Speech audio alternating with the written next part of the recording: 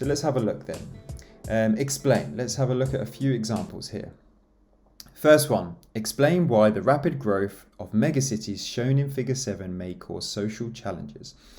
So it's asking you, why would rapid growth in a megacity cause social challenges? Social is to do with people. Okay, remember, social to do with people. First one then, house and land prices in megacities can become very expensive. That's my point. This means that many people will be forced to live in slums, and this leads to an increase in poor health as sanitation is bad in the slum areas. So my point here is, what's the social issues or the social challenges? Everything becomes very expensive. That's my point. So why is that bad? Well, this means that people are forced to live in slums. Why is that bad? Well, in slums it's poor sanitation, so healthcare is worse.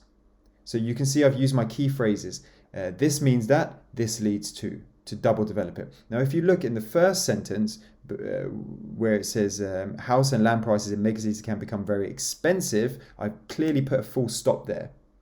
I've done that intentionally. So the examiner knows this is the point I'm making. One tick there. Land, house prices very expensive. That's a social challenge.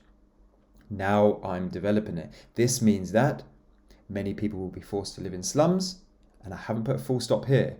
I've put and this leads to an increase in poor healthcare as sanitation is bad in the slum areas. Let me give you another example.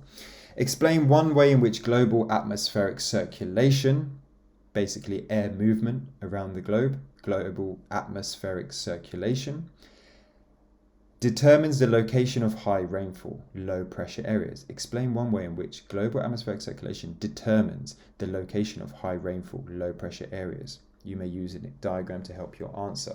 I put that diagram there. We can talk about that later. 3 marks then. So this is going to be slightly different, but again, I need to make 3 distinct points really. So I know that it already mentions low pressure areas, meaning there's not a lot of pressure on the earth, so the air is rising. Air rises, condenses, makes clouds, rains. So simple as that really, and I can add an example. At a low pressure area, such as the equator, 1 point, warm air rises, 2 point, condenses and creates clouds, thus giving an area of high rainfall. Done. Got 3 marks there easily.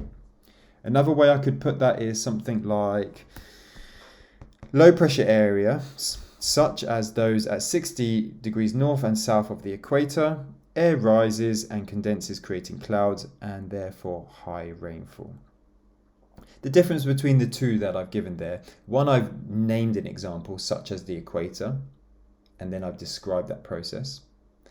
The one below it, I've said, given the example, I've said such as those 60 degrees north or south of the equator. So I know these are low pressure belt areas. Let me give you another example. Explain one disadvantage of top-down development strategies. Explain one disadvantage of top-down development strategies. I need to make 1 point and double develop this. So I know top-down comes from the government. What's the problem with that? Well, let's have a look. One disadvantage of top-down strategies is that they often do not consider local people's opinion, full stop. As a result, local people are not willing to cooperate with the government, comma, this can lead to violence between locals and the police.